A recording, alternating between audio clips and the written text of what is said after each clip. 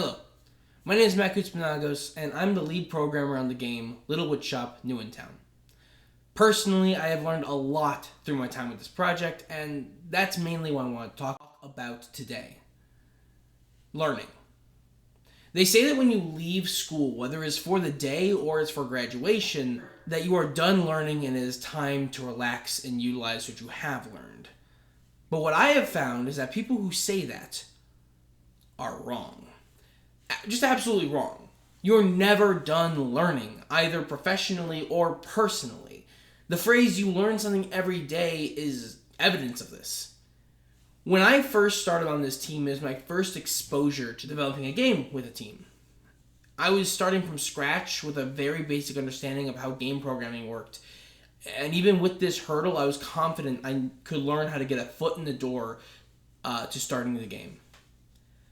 Also, I kind of had to be. I was the only programmer at the time, so the game doing something was kind of on my shoulders. When I finished our first system, the drag and drop capabilities of the game, I used a tutorial I found on YouTube. And even though I found that tutorial and I just used that, I felt ecstatic about what I had done.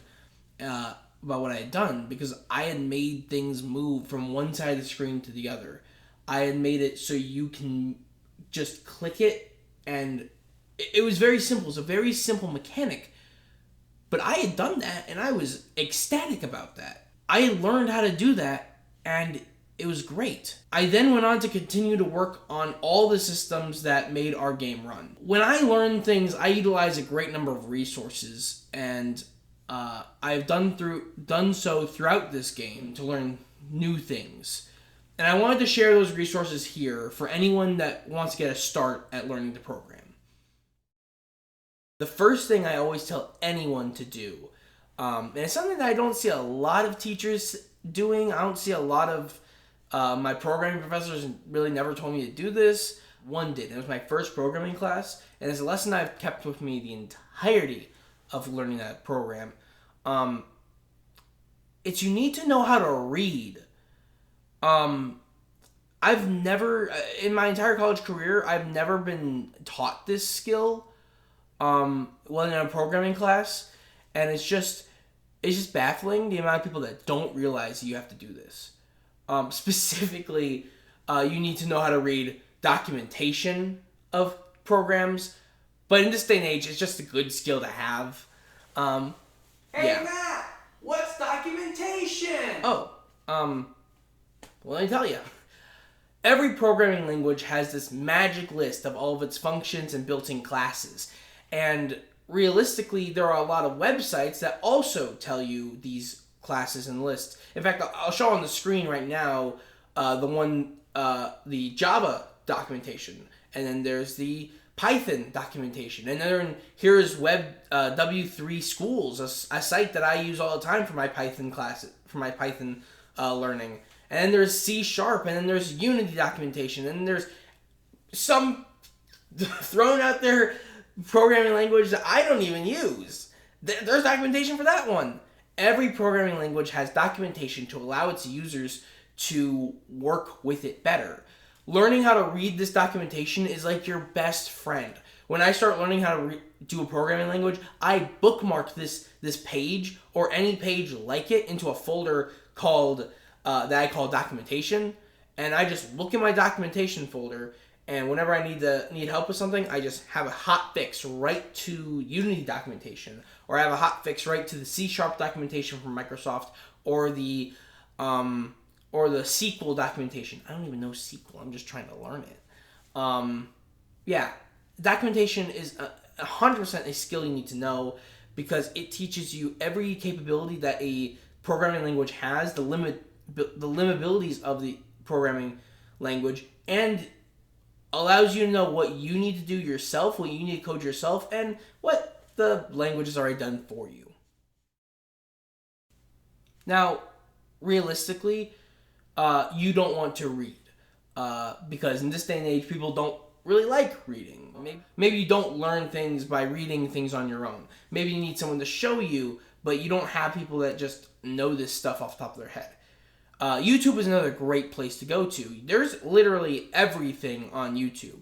I've used YouTube so many times. I used YouTube for my drag and drop feature. I used YouTube to learn how to do events in Unity. I've learned how to do a lot of just basic programming things from YouTube itself because there's just videos all over the place. Going on YouTube and finding maybe 1, 2, 3 good creators that make videos on the subject matter you're trying to do is very helpful because of the fact that you honestly, I have an entirely different YouTube channel where I specifically use that channel to follow anyone that I look at for programming and all that. Just so I can go into my subscriptions feed and I can just say, okay, I want to learn a bit more about C#. So I'm going to go to coding. I think it's Coding Teachers is what their Coding Teachers is their channel name. Or if I want to learn more about game programming, I would go and say Code Monkey or Dapper Dino, or Brackies if I want something specifically from Unity. If I want to learn how to do Unreal, I would go to the Epic Games page, or I would go to someone who knows how to do Unreal, stuff like that. YouTube is great for the visuals, and it teaches you almost the same stuff, but the documentation is really really important because it tells you the specifics that a YouTuber might not get into because it's not great for the camera.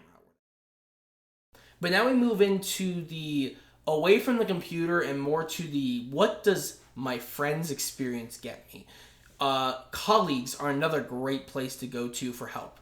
I have gone to my colleagues on my team all the time for help with programming, especially when it's just stupid stuff that I'm just right next to them. I'm just like, hey, real quick, this happens when you do this, right? If I were to call an event in Unity, if I were to call an event in this class, and I were to invoke it, it does trigger in these other classes because it's not doing that.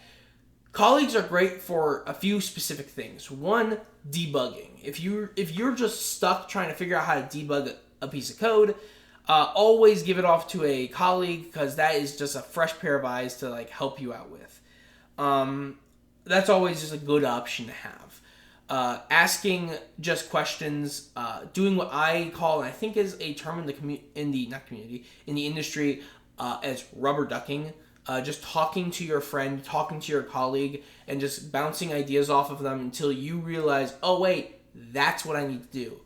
One of my favorite colleagues is actually, where the fuck is he? Where did I put him? Oh no, where did I put him? Hold on 1 second. Okay, so I can't actually find it because I'm packing to get ready to go home because I'm almost out of school, so I must have packed them away. I don't know why I did that, but I have a few printed out pictures of Leonardo DiCaprio from The Great Gatsby and Bill Murray from Groundhog Day, but it's that meme of you can do it.